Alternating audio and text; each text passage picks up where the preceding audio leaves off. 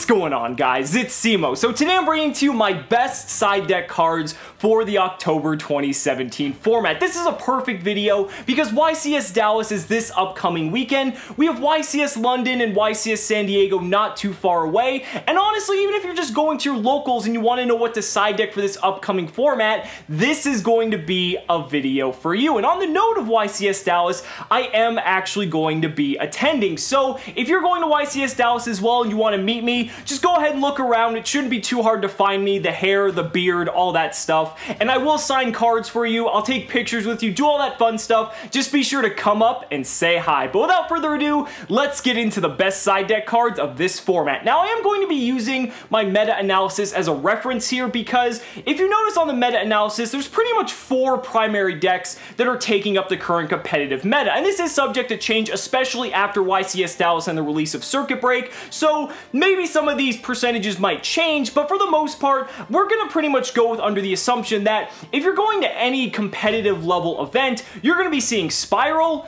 Pendulum Magician, Draco variants, and ABC. And those are the 4 dominant decks that we're going to be discussing and focusing on how to side deck for in this video. And rather than focusing on each deck individually, there's actually a lot of side deck cards that kind of overlap and hit multiples of these decks at once. So I felt like it made more sense to take those cards, group them together, and get into what those are. And then you can pick, depending on what your strategy is and how you're going about playing whatever deck it is you may be, to use those cards and whichever tools best suit you. So, starting off with hand traps. Now, we're not going to talk about Ash Blossom or Max C, even though I just mentioned it, so technically I did. But the reason we're not talking about those is because under the assumption of this format, these 2 cards are basically a main deck staple. So if you're not already playing these cards in the main deck, at the very least, they should be in your side deck. But some more specific hand traps, I want to start off with Ghost Ogre and Snow Rabbit. Ghost Ogre actually can hit 3 out of these 4 decks very well. It can hit SPYRAL incredibly well by hitting something like the Resort, the Double Helix, sometimes even the Quick Fix in certain scenarios.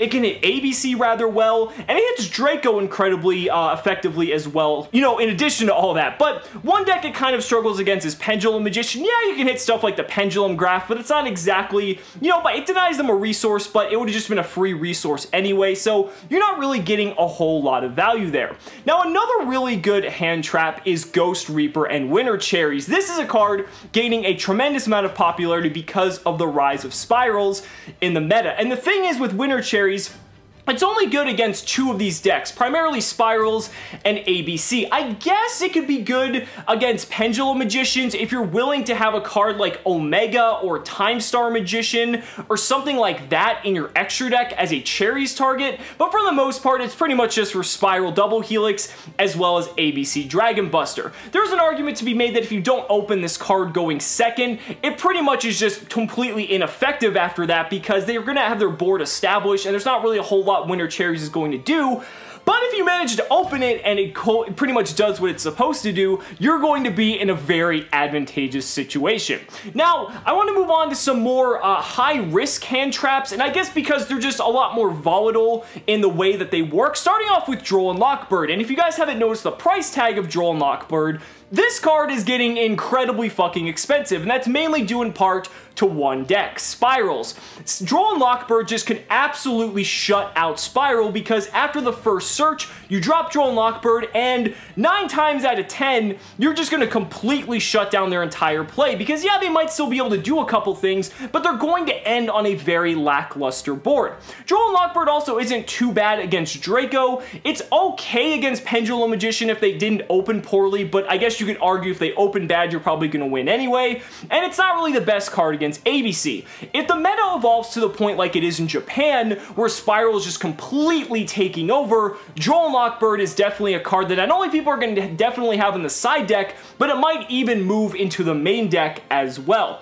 Another very volatile hand trap is Psy-Frame Gear Gamma. Now again, This card is just like completely wacky because not only do you can't control any monsters to use it, but you also need to play Psy-Frame Driver. So that's two incredibly big drawbacks of this card. However, Psy-Frame Gear Gamma is insane because it can negate any effect, even the effects of other hand traps, and that's why a lot of people like it, because it has that ability. You also get a Psy-Frame Lord Omega if it's your turn when you're using it, and that can be a very big boon. However, Psy-Frame Gear Gamma is limited to only certain decks that have the ability to actually play it. Now sure, you can just waste the Gamma during your opponent's turn and not get the Omega, but if you're playing a deck that doesn't really have a lot of cards in the monster zone during your turn, then you actually get that Omega and can start taking advantage of it. Now one other card I did want to discuss, or I guess group of cards, that isn't exactly considered a hand trap, but kind of functions in that way when you know what it is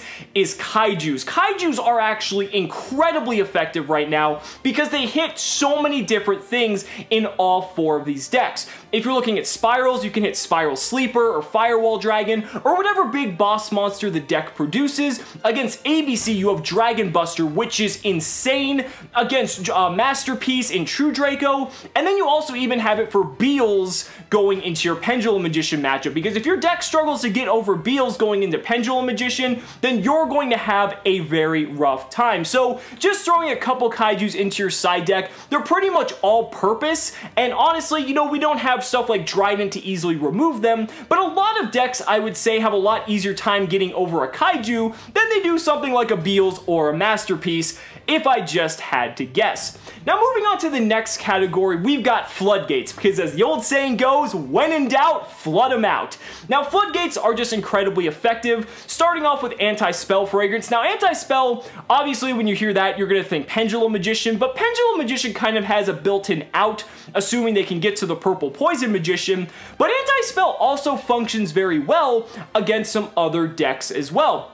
If you remember back in November during ABC format of 2016, a lot of ABC players were main decking AntiSpell because it's very good for the mirror match, and the same still holds true not only for ABC but also against SPYRAL, because SPYRAL and ABC both have incredibly heavy spell counts, and a lot of those cards help essentially initiate a lot of their combos. So by playing the AntiSpell Fragrance, you might just be able to lock your opponent out entirely from being able to do any of their plays. So AntiSpell is a little bit more than a one-trick pony this time around.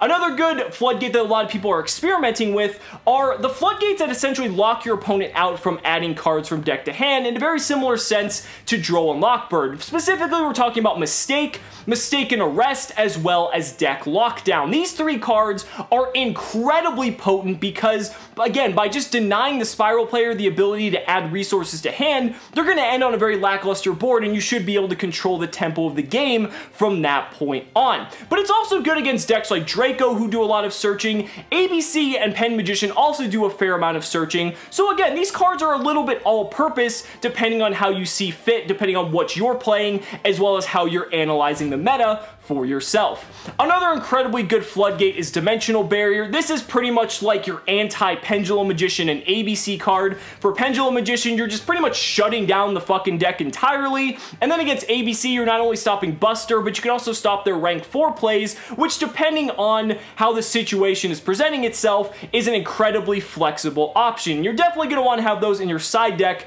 going first into games 2 and 3.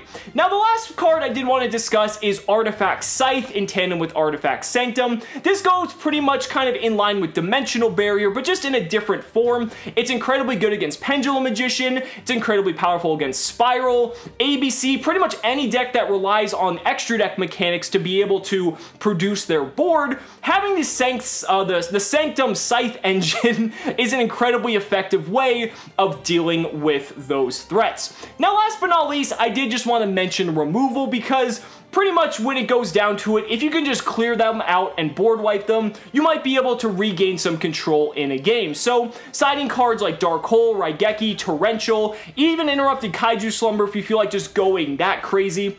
They can be very powerful, but keep in mind that we're in a format where, you know, cards like Masterpiece are immune to being hit by board wipes. You've got ABC, which the cards get effects when they go to the graveyard. Same thing goes for Pendulum Magician, but they are very good against Spiral, so again, depending on how the meta shifts or your local meta for whatever event you're attending, the board wipes will be very effective. And that leads us into the mother of all board wipes out of Circuit Break, Evenly Matched. If you can manage to get your hands on some copies of Evenly Matched, you might want to definitely have them in the side deck, because this card not only just wipes the field of monsters, but it also wipes it of all their spells and traps as well. It kind of helps even out the playing field, no pun intended, and it's an incredibly powerful card moving into this format. I don't believe people are going to be main decking it, but it's definitely something that's going to be seen heavily in the side deck. But guys, those are just my thoughts of what I feel are the best side deck cards moving into this format. Let me know down in the comments what you guys think are your favorite options for side deck cards for this October 2017 format. Guys, thank you so much for watching the video. Be sure to like the video as always. Subscribe to the channel for more amazing Yu-Gi-Oh content. And if you found this video helpful, consider backing me on Patreon, because just by pledging only $1 a month, you're investing in my ability to continue bringing you amazing Yu-Gi-Oh content. So thanks so much again, and we'll see you next time.